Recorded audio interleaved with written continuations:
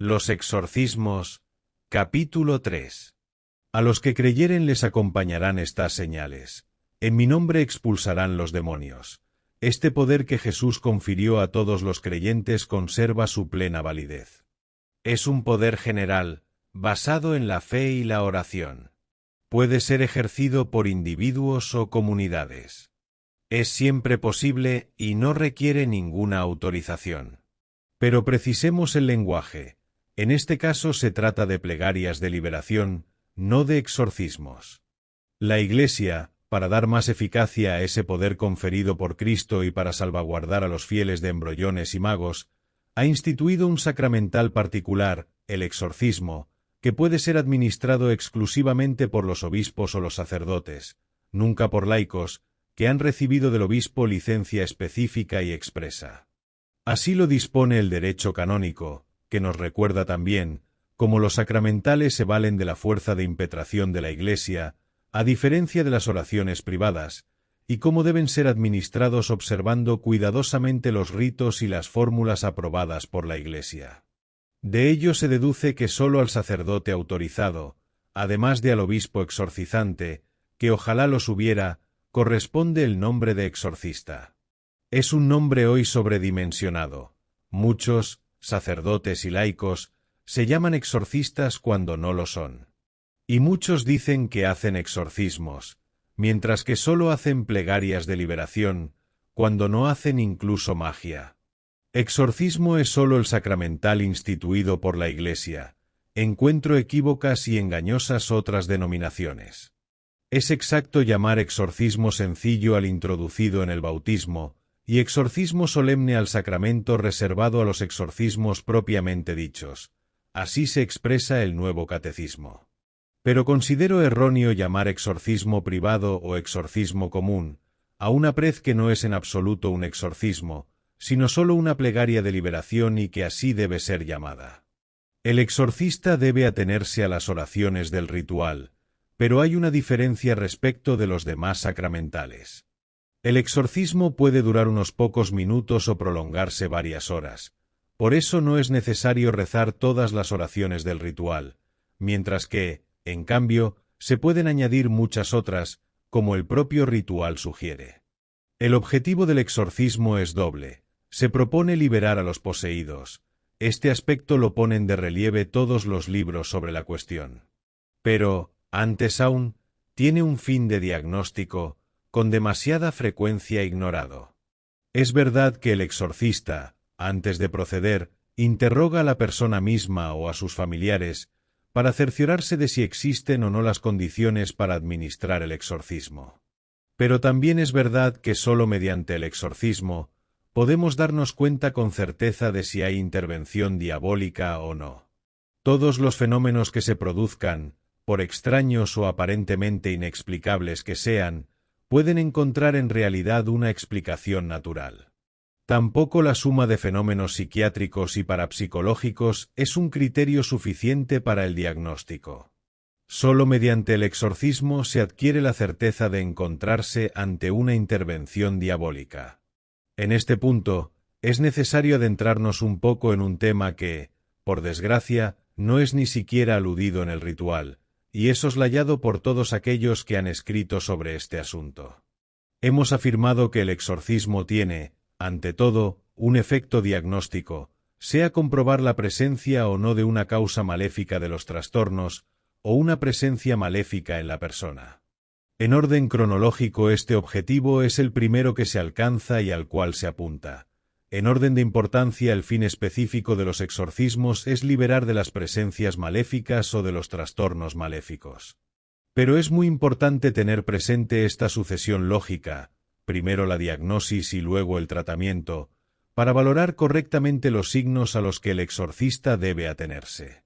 Y digamos inmediatamente que revisten mucha importancia los signos antes del exorcismo, los signos durante el exorcismo, los signos después del exorcismo, el desarrollo de los signos en el transcurso de los distintos exorcismos.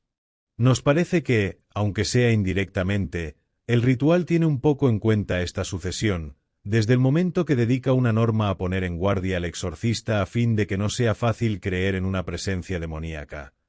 pero luego dedica varias normas a poner en guardia al mismo exorcista contra los distintos trucos que el demonio pone en acción para ocultar su presencia.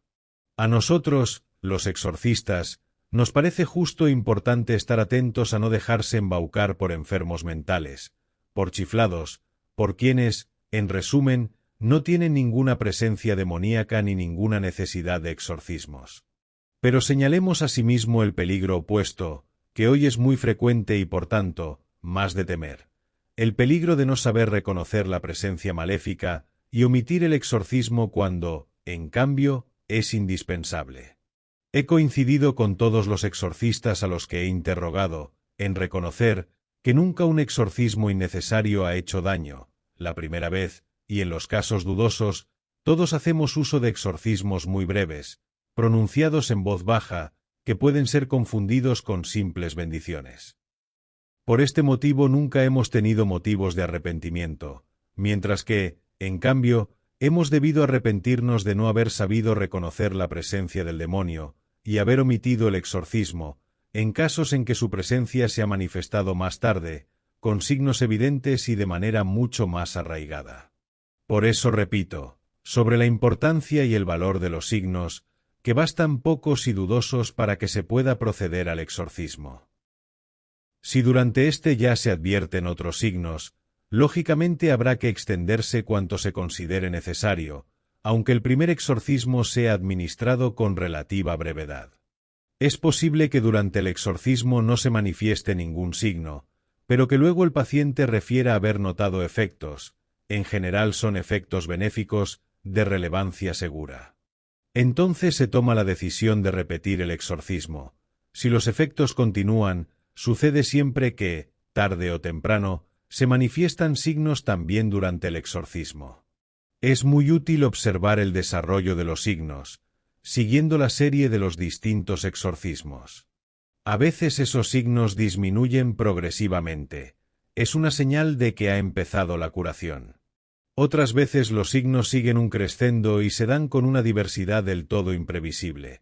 Ello significa que está aflorando enteramente el mal que antes permanecía oculto, y cuando ha aflorado del todo, sólo entonces comienza a retroceder.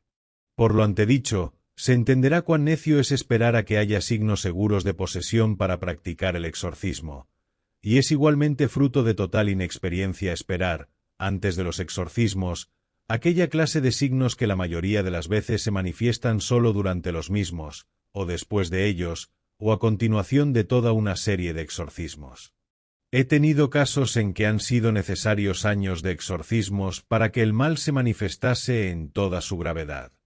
Es inútil querer reducir la casuística en este campo a modelos estándar. Quien tiene más experiencia conoce con seguridad las más variadas formas de manifestaciones demoníacas. Por ejemplo, a mí y a todos los exorcistas que he interrogado, nos ha sucedido un hecho significativo. Los tres signos indicados por el ritual como síntomas de posesión, hablar lenguas desconocidas, poseer una fuerza sobrehumana y conocer cosas ocultas, se han manifestado siempre durante los exorcismos y nunca antes. Habría sido del todo estúpido pretender que estos signos se verificaran por anticipado, para poder proceder a los exorcismos. Añadamos que no siempre se llega a un diagnóstico seguro. Puede haber casos ante los cuales nos quedamos perplejos. También porque, y son los casos más difíciles, en ocasiones nos encontramos ante sujetos que sufren a la vez males psíquicos e influencias maléficas. En estos casos, es muy útil que el exorcista cuente con la ayuda de un psiquiatra. En varias ocasiones el padre Cándido llamó al profesor Mariani, director de una conocida clínica romana de enfermedades mentales, para que asistiera a sus exorcismos. Y otras veces fue el profesor Mariani quien invitó al padre Cándido a su clínica, para estudiar y eventualmente colaborar en la curación de algunos de sus enfermos. Me dan risa ciertos sabiondos teólogos modernos, que señalan como una gran novedad el hecho de que algunas enfermedades mentales pueden ser confundidas con la posesión diabólica. Y lo mismo hacen ciertos psiquiatras o parapsicólogos. Creen haber descubierto América con semejantes afirmaciones. Si fueran un poco más instruidos, sabrían que los primeros expertos en poner en guardia contra este posible error fueron las autoridades eclesiásticas. Desde 1583, en los decretos del Sínodo de Reims, la Iglesia había advertido contra este posible equívoco, afirmando que algunas formas de sospechosa posesión diabólica podían ser sencillamente enfermedades mentales. Pero entonces la psiquiatría no había nacido y los teólogos creían en el Evangelio. Además del diagnóstico, el exorcismo tiene un fin curativo: liberar al paciente, y aquí comienza un camino que a menudo es difícil y largo. Es necesaria la colaboración del individuo, y éste muchas veces está incapacitado para darla. Debe rezar mucho y no lo consigue. Debe acercarse con frecuencia a los sacramentos y en muchas ocasiones no lo logra. También, para ir a donde está el exorcista para recibir el sacramento, debe a veces superar impedimentos que parecen insuperables. Por todo esto tiene mucha necesidad de ser ayudado y en cambio, en la mayoría de los casos, nadie alcanza a comprenderle. ¿Cuánto tiempo es preciso para liberar a alguien afectado por el demonio? Esta es verdaderamente una pregunta a la que nadie sabe responder. Quien libera es el Señor, que actúa con divina libertad, aun cuando desde luego tiene en cuenta las oraciones, especialmente si se las dirigen con la intercesión de la Iglesia. En general, podemos decir que el tiempo necesario depende de la fuerza inicial de la posesión diabólica y del tiempo transcurrido entre esta y el exorcismo. Me ocurrió el caso de una muchacha de 14 años, afectada desde hacía pocos días, que parecía furiosa, pateaba, mordía, arañaba. Bastó un cuarto de hora de exorcismo para liberarla completamente. En un primer momento se había caído al suelo como muerta, hasta el punto de hacer recordar el episodio evangélico en que Jesús liberó a aquel joven con quien los apóstoles habían fracasado. Después de pocos minutos de recuperación, la niña corría por el patio, jugando con su hermanito. Con todo, los casos como este son rarísimos, o bien se producen si la intervención maléfica, o es muy ligera. La mayoría de veces el exorcista tiene que vérselas con situaciones enojosas, porque ahora ya nadie piensa en el exorcista. Expongo un caso típico: un niño manifiesta signos extraños. Los padres no profundizan, no le dan importancia, piensan que cuando crezca todo se arreglará. También porque inicialmente los síntomas son leves. Luego, al agravarse los fenómenos, los padres comienzan a dirigirse a los médicos. Prueban con uno, luego con otro, siempre sin resultados. Una vez vino a verme una muchacha de 17 años que ya había sido visitada en las principales clínicas de Europa. Al final, por consejo de algún amigo o sabelotodo, nace la sospecha de que no se trata de un mal debido a causas naturales, y se sugiere recurrir a algún mago. Desde este momento, el daño inicial se duplica, solo por casualidad, a consecuencia de quien sabe qué sugerencia, casi nunca debida a sacerdotes, se recurre al exorcista. Pero entretanto han pasado varios años y el mal está cada vez más arraigado. Justamente el primer exorcismo habla de desarraigar y poner en fuga al demonio. En este punto se necesitan muchos exorcismos, a menudo practicados durante años, y no siempre se llega a la liberación, pero repito, los plazos de tiempo son de Dios. Ayuda mucho la fe del exorcista y la fe del exorcizado. Ayudan las oraciones del interesado, de su familia, de otros, monjas de clausura, comunidades parroquiales, grupos de oración, en particular esos grupos que hacen plegarias de liberación. Ayuda muchísimo el uso de los correspondientes sacramentales, oportunamente usados para los objetivos indicados por las oraciones de bendición: agua exorcizada o al menos bendita, aceite exorcizado, sal exorcizada. Para exorcizar agua, aceite y sal, no es preciso un exorcista, basta un sacerdote cualquiera, pero hay que buscar a uno que crea en ello y que sepa que en el ritual existen esas bendiciones específicas. Los sacerdotes que saben de estas cosas son rara avis. La mayoría no las conocen y se ríen en la cara del solicitante. Volveremos a hablar de estos sacramentales. Son de fundamental importancia la frecuentación de los sacramentos y una conducta de vida conforme al Evangelio. Es palpable el poderío del rosario y, en general, del recurso a la Virgen María. Es muy poderosa la intercesión de los ángeles y los santos. Son utilísimas las peregrinaciones a los santuarios, los cuales son a menudo lugares elegidos por Dios para la liberación preparada por los exorcismos. Dios nos ha prodigado una enorme cantidad de medios de gracia. Depende de nosotros hacer uso de ellos. Cuando los evangelios narran las tentaciones de Cristo por obra de Satanás, nos dicen como siempre Jesús rebate al demonio con una frase de la Biblia. La palabra de Dios es de gran eficacia, como también lo es la plegaria de alabanza, ya sea la espontánea, ya sea, en particular, la bíblica, los salmos y los cánticos de alabanza a Dios. Aun con todo esto, la eficacia de los exorcismos impone al exorcista mucha humildad, porque le hace palpable su nulidad. Quien obra es Dios. Y somete tanto al exorcista como al exorcizado a duras pruebas de desaliento. Los frutos sensibles son con frecuencia lentos y fatigosos. En compensación, se perciben grandes frutos espirituales, que ayudan en parte a comprender por qué el Señor permite estas dolorosísimas pruebas. Se avanza en la oscuridad de la fe, pero conscientes de que caminamos hacia la luz verdadera. Añado la importancia protectora de las imágenes sagradas, ya sea sobre la persona, ya sea en los lugares, en la puerta de casa, en los dormitorios, en el comedor o en el lugar donde suele reunirse la familia. La imagen sagrada recuerda no la idea pagana de un talismán, sino el concepto de imitación de la figura representada y de protección que se invoca. Hoy me ocurre a menudo entrar en casas en las que sobre la puerta de acceso destaca un buen cuerno rojo, y mientras doy vueltas para bendecir cada habitación, encuentro muy pocas imágenes sagradas. Es un grave error.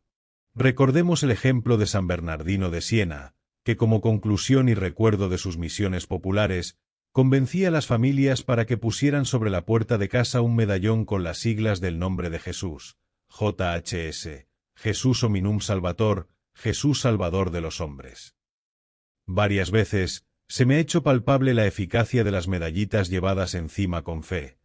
Si incluso hablásemos solo de la medalla milagrosa, difundida en el mundo en muchos millones de ejemplares después de las apariciones de la Virgen a Santa Catalina Labouré, ocurridas en París en 1830. Y si hablásemos de las prodigiosas gracias obtenidas por esa simple medallita, no acabaríamos nunca. Muchos libros tratan directamente este asunto.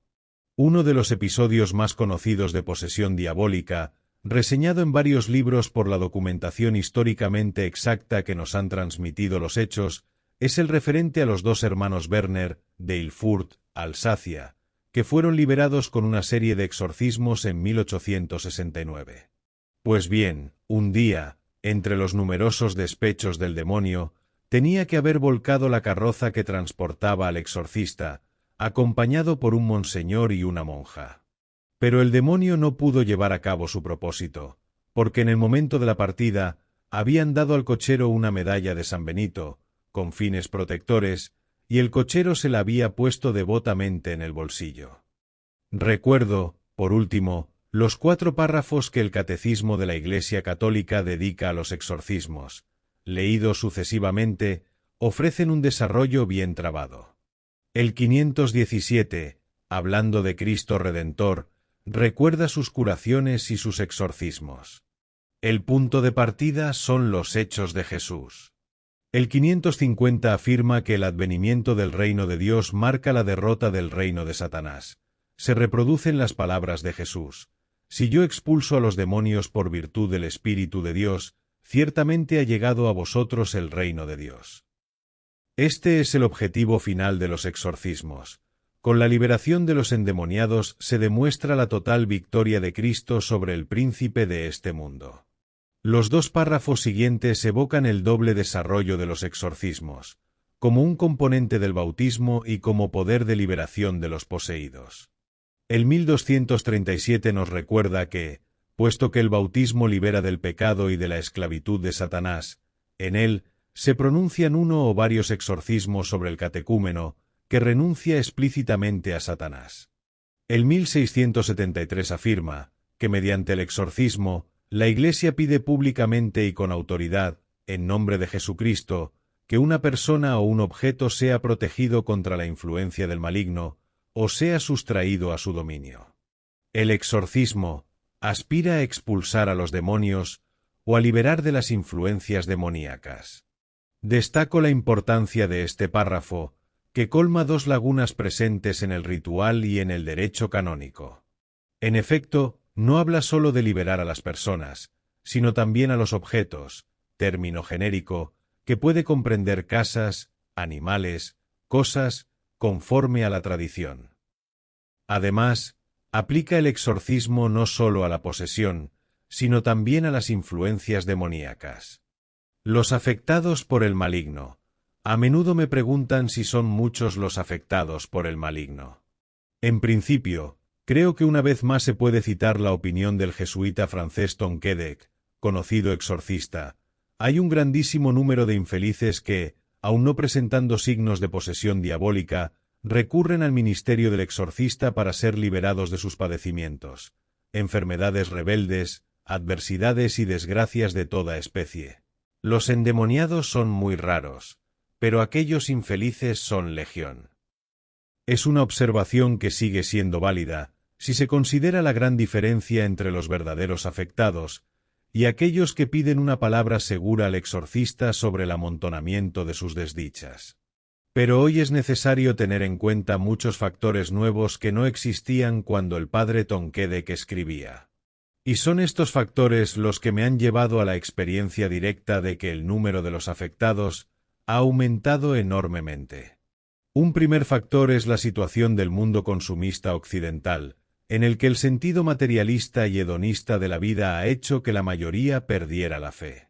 Creo que, sobre todo en Italia, una buena parte de la culpa corresponde al comunismo y al socialismo, que con las doctrinas marxistas han dominado en estos años la cultura, la educación y el espectáculo. En Roma, se calcula que a la misa dominical acude aproximadamente el 12% de los habitantes. Es matemático. Donde decae la religión, crece la superstición. De ahí la difusión, especialmente entre los jóvenes, de las prácticas de espiritismo, magia y ocultismo. Añádase a ello la búsqueda del yoga, el zen y la meditación trascendental, prácticas todas basadas en la reencarnación, en la disolución del ser humano en la divinidad, o en todo caso, en doctrinas inaceptables para un cristiano. Y ya no es preciso irse a la India para entrar en la escuela de un gurú. Se lo encuentra uno a la puerta de casa. A menudo con esos métodos, de apariencia inocua, se llega a estados de alucinación o de esquizofrenia. Añado la difusión, como mancha de aceite, de sectas, muchas de las cuales con una directa huella satánica. Distintas cadenas de televisión muestran escenas de magia y espiritismo. Se encuentran libros sobre estos temas hasta en los kioscos, y el material para la magia se difunde incluso con la venta por correspondencia. A esto hay que sumar varios periódicos y espectáculos de terror, en los que al sexo y a la violencia se suma frecuentemente un sentido de perfidia satánica. Luego está la difusión de ciertas músicas masivas que arrastran al público hasta la obsesión. Me refiero en particular al rock satánico, del que se hace intérprete Piero Mantero, en su librito Satana e lo stratagemma della coda, Segno, Udine, 1988. Invitado a hablar en algunas escuelas superiores, se me ha hecho palpable la gran incidencia de estos vehículos de Satanás sobre los jóvenes. Es increíble lo difundidas que están, en las escuelas superiores y medias, varias formas de espiritismo y magia. Es ya un mal generalizado, incluso en los centros pequeños. Tampoco puedo callar, como demasiados hombres de iglesia se desinteresan totalmente de estos problemas, dejando a los fieles expuestos y sin defensas. Considero que ha sido un error eliminar casi completamente los exorcismos del rito del bautismo, y parece precisamente que también Pablo VI era de esta opinión. Considero un error haber suprimido, sin sustituirla, la oración a San Miguel Arcángel que se rezaba al fin de cada misa. Considero sobre todo una carencia imperdonable, de la cual acuso a los obispos, haber dejado que se extinguiese toda la pastoral exorcística. Cada diócesis debería tener al menos un exorcista en la catedral, debería haber uno en las iglesias más frecuentadas y en los santuarios. Hoy al exorcista se le ve como un ser raro, casi imposible de encontrar. En cambio, su actividad posee un valor pastoral indispensable que secunda la pastoral de quien predica, de quien confiesa y de quien administra los demás sacramentos. La jerarquía católica debe entonar fuertemente el mea culpa. Conozco a muchos obispos italianos, pero solo conozco a algunos que hayan practicado exorcismos, que hayan asistido a exorcismos y que sientan adecuadamente este problema. No dudo en repetir lo que he publicado en otra parte. Si un obispo, después de una solicitud seria, no por parte de un desequilibrado, no toma medidas personalmente o por medio de un sacerdote delegado, comete un pecado grave de omisión. Así nos encontramos en la situación de haber perdido la escuela. En el pasado, el exorcista instruía al nuevo exorcista, pero volveré sobre este asunto. Hizo falta el cine para volver a despertar el interés por el tema. Radio Vaticana, el 2 de febrero de 1975, entrevistó al director de la película El Exorcista, William Friedkin, y al teólogo jesuita Thomas Bemingan, que actuó como asesor durante la filmación. El director afirmó que había querido narrar un hecho tomado del argumento de una novela, que a su vez se inspiraba en un episodio verdaderamente acaecido en 1949. Sobre si se trataba de una verdadera posesión diabólica o no, el director prefirió no pronunciarse y decir que eso era un problema de los teólogos y no suyo. El padre jesuita, ante la pregunta de si aquella era una de las habituales películas de terror o algo distinto, optó decididamente por la segunda hipótesis.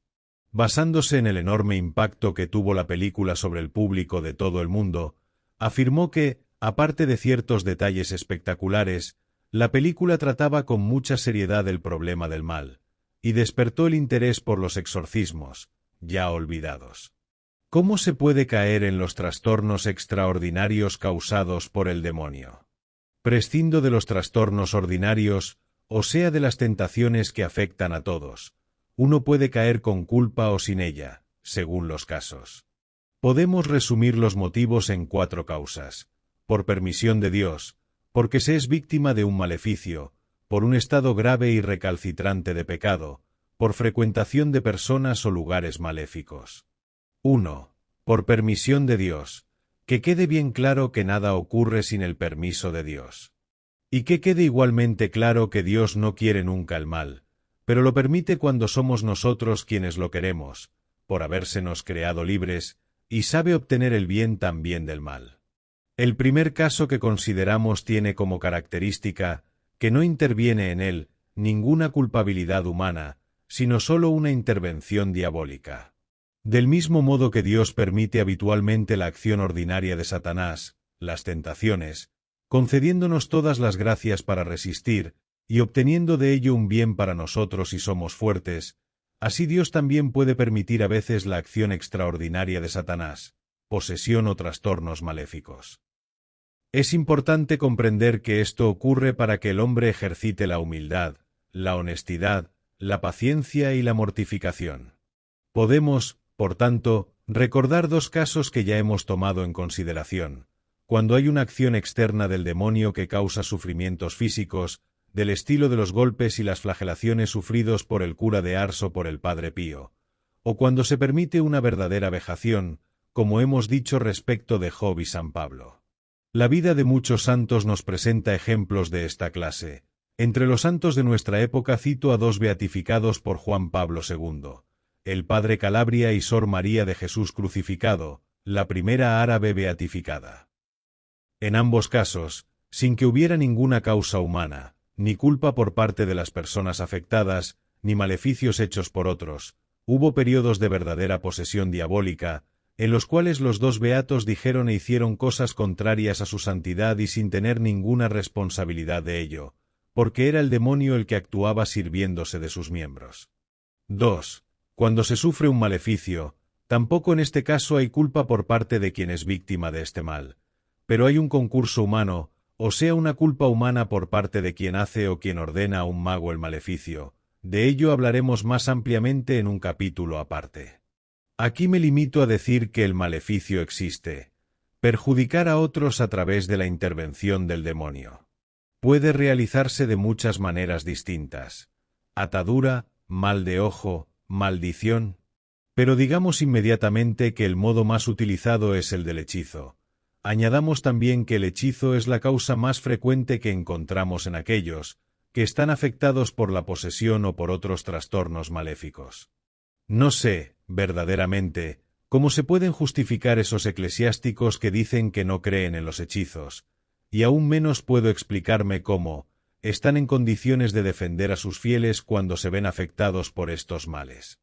Alguien se maravilla de cómo Dios puede permitir estas cosas. Dios nos ha creado libres y nunca reniega de sus criaturas, ni siquiera de las más perversas. Luego, al final, cuadra sus cuentas y da a cada uno lo que ha merecido, porque cada uno será juzgado según sus obras. Entretanto, podemos hacer buen uso de nuestra libertad y obtendremos méritos por ello. Podemos utilizarla mal y obtenemos condena por ello. Podemos ayudar a los demás y podemos hacerles daño con muchísimas formas de tropelía. Para citar una de las más graves, puedo pagar a un asesino para que mate a una persona. Dios no está obligado a impedirlo. Así, puedo pagar a un mago, a un brujo, para que realice un maleficio contra una persona. Tampoco en este caso Dios está obligado a impedirlo, aun cuando, de hecho, muchas veces lo impide.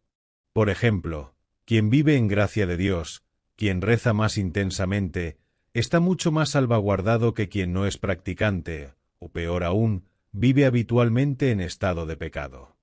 Citemos, por último, una verdad que repetiremos a su debido tiempo. El campo de los hechizos y de los demás maleficios es el paraíso de los embrollones.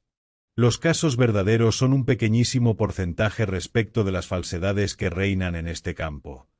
Este terreno, además de prestarse con gran facilidad a los engaños, se presta también muchísimo a las sugestiones, a las fantasías de las mentes débiles, por lo cual es importante que el exorcista esté en guardia, pero que también lo estén todas las personas con sentido común.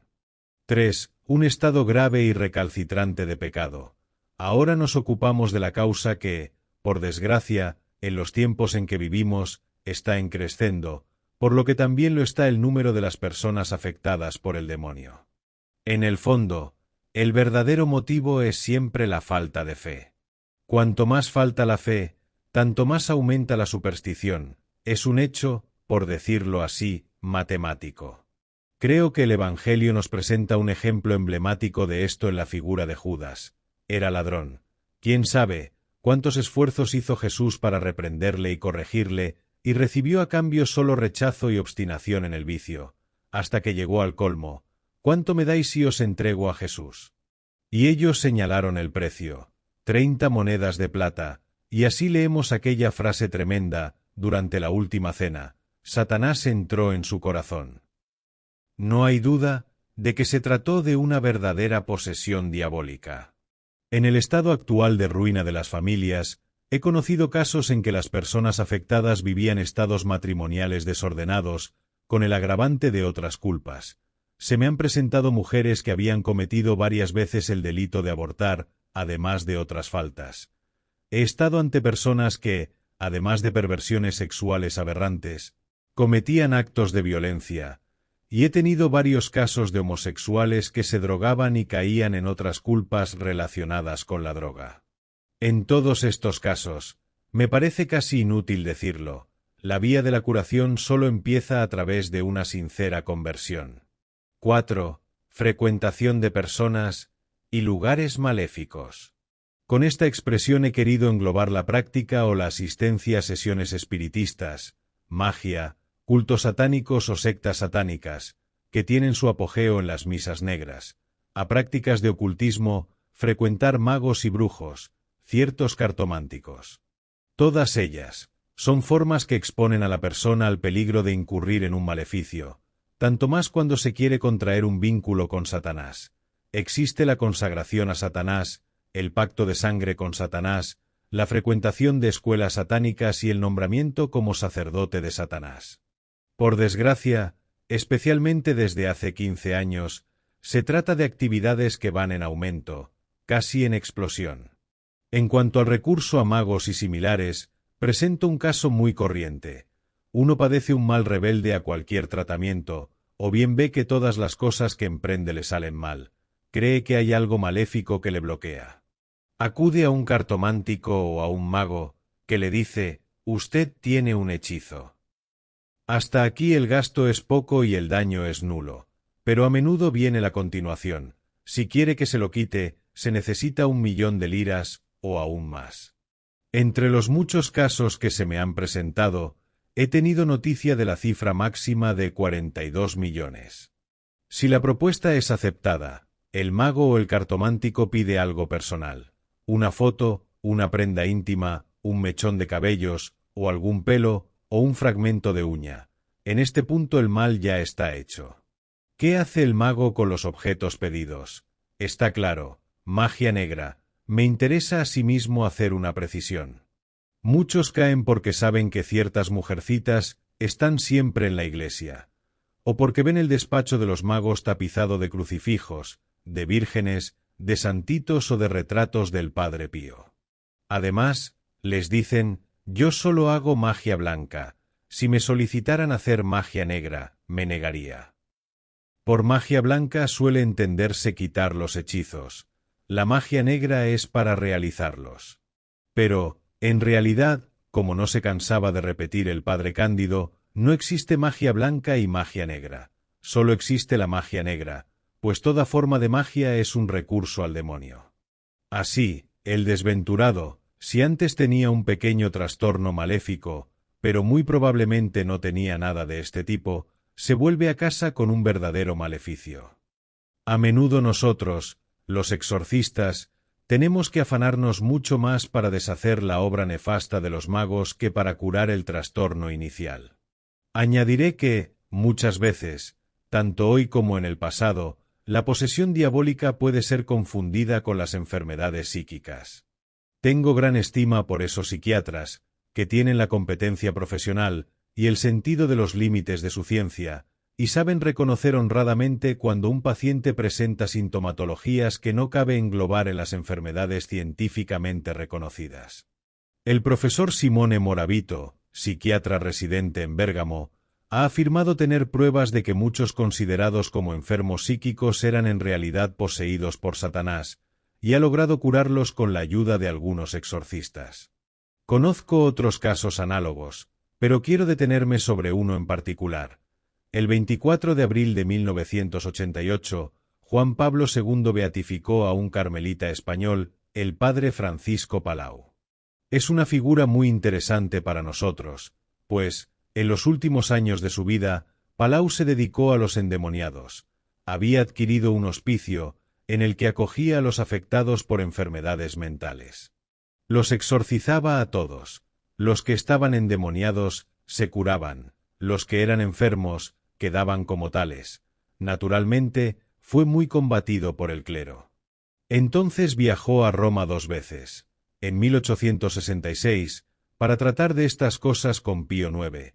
En 1870 para conseguir que el Concilio Vaticano I restableciese en la Iglesia el exorcismo como ministerio permanente. Sabemos cómo fue interrumpido aquel concilio, pero la exigencia de restaurar este servicio pastoral sigue siendo urgente. Nos consta que subsiste la dificultad de distinguir a un endemoniado de un enfermo psíquico, pero un exorcista experto está en condiciones de entenderlo más que un psiquiatra, porque el exorcista tiene presentes las distintas posibilidades y sabe detectar los elementos de diferencia.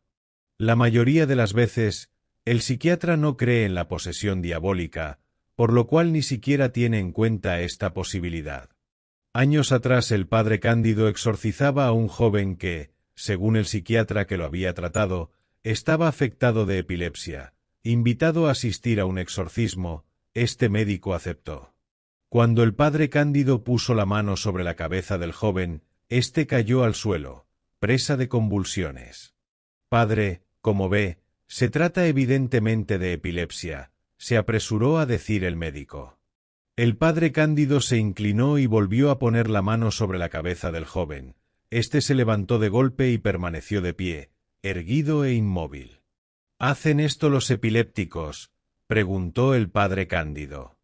No, nunca, respondió el psiquiatra, evidentemente perplejo ante aquel comportamiento.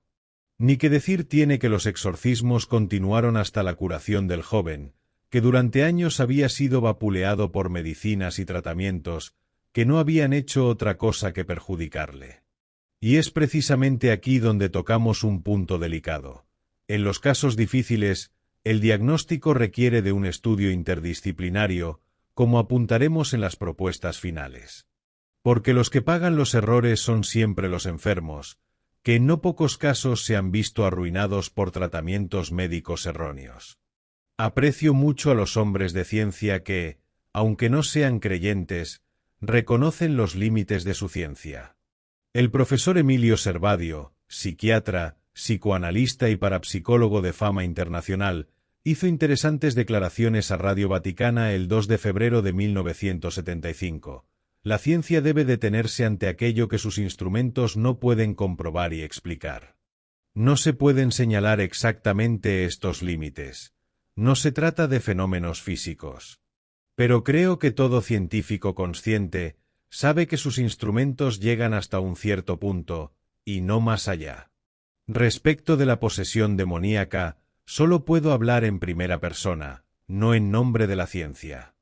Me parece que en ciertos casos la malignidad, la destructividad de los fenómenos, posee un aspecto tan particular que ciertamente ya no se puede confundir esta clase de fenómenos con los que el hombre de ciencia, por ejemplo el parapsicólogo o el psiquiatra, puede apreciar en los casos tipo poltergeist, u otros.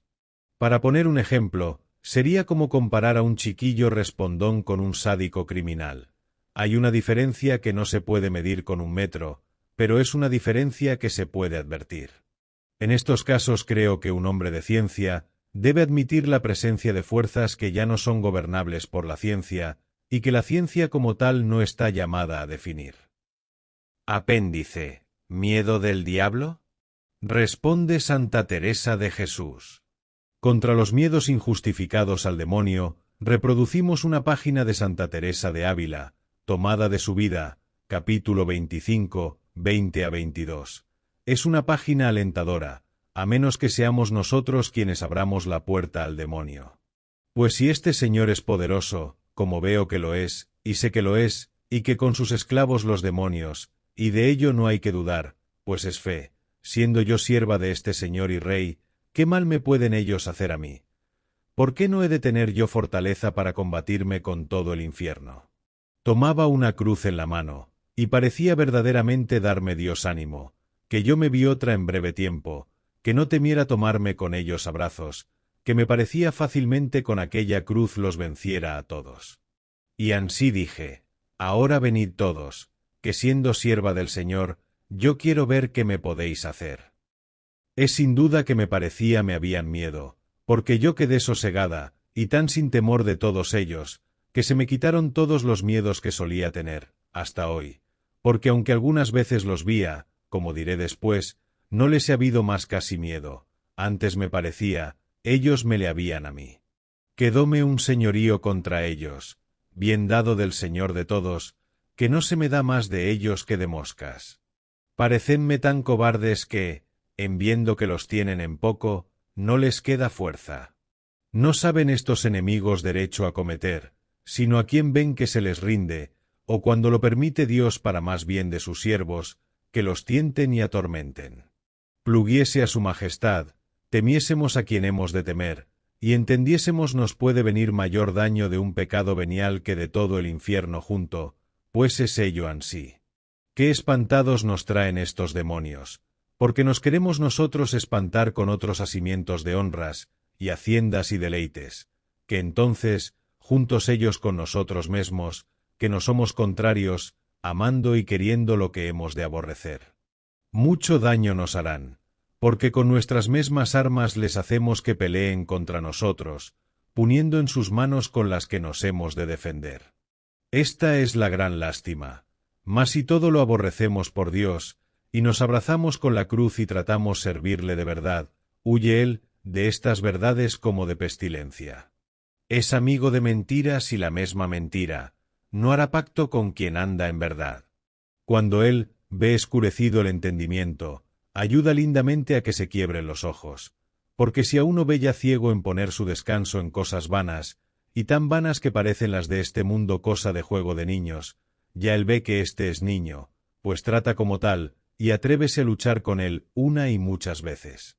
Plega el Señor que no sea yo de estos, sino que me favorezca su majestad para entender por descanso lo que es descanso, y por honra lo que es honra, y por deleite lo que es deleite, y no todo al revés.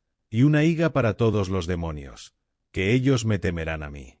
No entiendo estos miedos. Demonio, demonio, donde podemos decir, Dios, Dios, y hacerle temblar. Sí, que ya sabemos que no se puede menear si el Señor no lo permite. ¿Qué es esto? Es sin duda que tengo ya más miedo a los que tan grande le tienen al demonio, que a él mismo, porque él no me puede hacer nada, y estotros, en especial si son confesores, inquietan mucho, y he pasado algunos años de tan gran trabajo, que ahora me espanto como lo he podido sufrir. Bendito sea el Señor que tan de veras me ha ayudado.